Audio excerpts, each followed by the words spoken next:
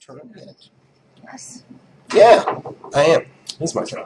So, what I want to do first is show you a couple photos and talk a little bit about the angel that is J.R. Blackwell.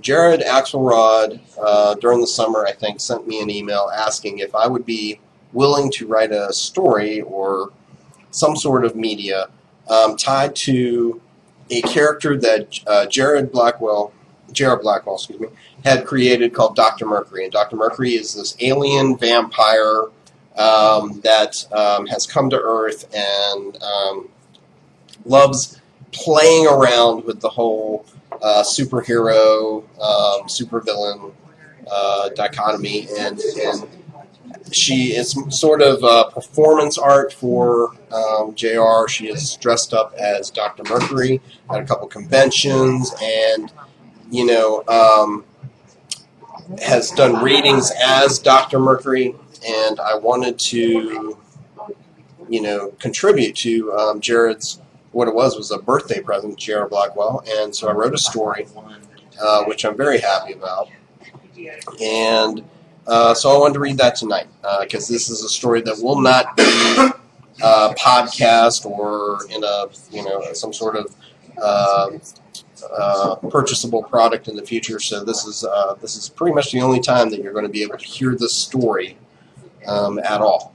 And what I want to do first, it's going to take me a second. So if you lose visual, don't worry. I'm going to pull up a couple photos of J.R. Blackwell dressed as Dr. Mercury. And let me do that. Got a couple photos here of Dr. Mercury. So let me see if I can pull those up.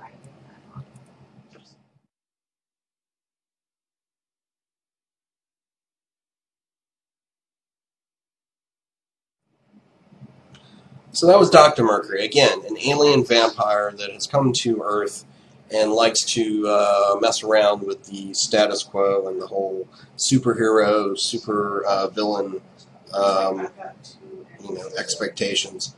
And I've got one other photo of her here that sort of plays into that a little bit more.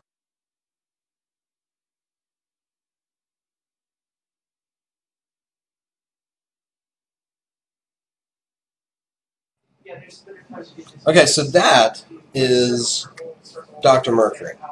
I am not going to be able to reproduce the wonderful voice that J.R. Blackwell does with Dr. Mercury. And again, one of the things about this is that, you know, I wrote the story, sent it to them for, again, a birthday present for J.R. Blackwell.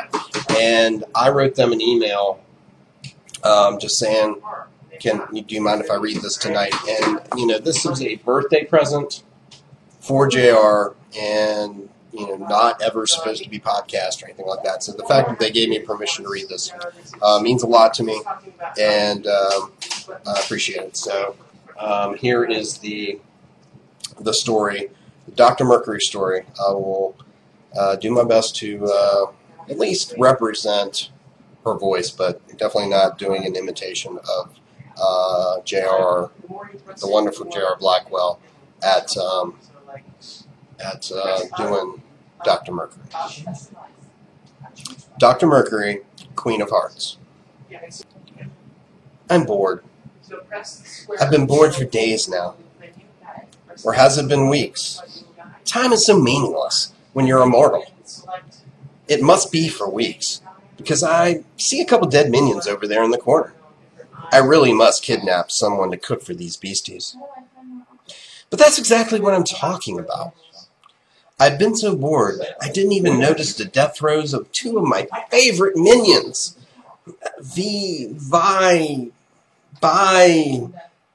Oh, that one. I missed the excitement from when I first arrived on your planet. Oh, how sweet that time was. I expected the army to arrive first, but then it turned out to be a man in a suit.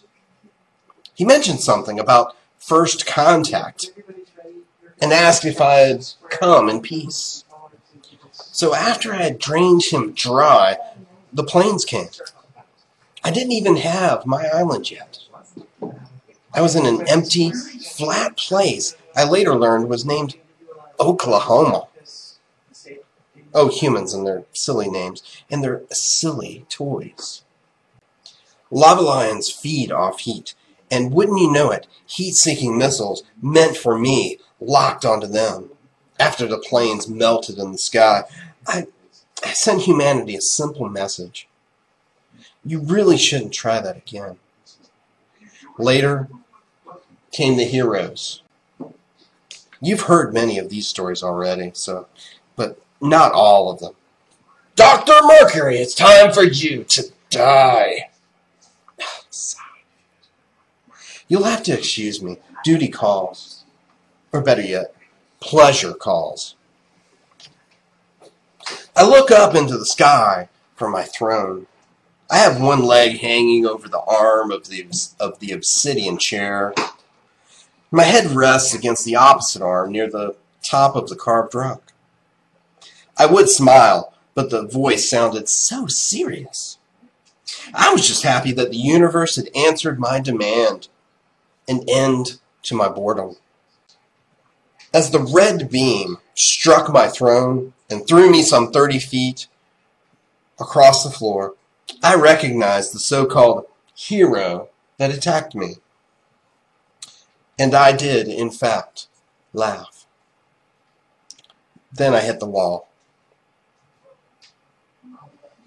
To understand my delight, I must share another story with you. One from that time I mentioned before when the superheroes first began attacking me. Dr. Mercury! A second female voice followed with, "It's time for you to go." They, i.e. superheroes, always announce themselves. So polite. Especially these two, it turns out. I stood slowly, not even raising my eyes in their direction. I knew the caped humans. Yes, I hadn't looked, but I knew they would be caped. The flying ones, i.e. fools, always caped. Floating up above me, wouldn't attack until offering me the chance to surrender. By the way, I believe this has nothing to do with fair play. They just like subjecting their enemies with what they mistakenly consider witty repartee. I had already learned two important facts simply from their voices. The "it's time for you to go" speaker was male, and the other was certainly his sister or daughter. I delighted at the thought that either was true. Honestly, I couldn't decide which I wanted more. I stared into the sky. Direct sunlight does not affect me in the least. No bursting into flames, no cringing in fear. I leave that to your silly legends. I can, as I did right then, stare straight into the sun without any fear of damaging my eyes, which seemed to perturb the male hero in the least.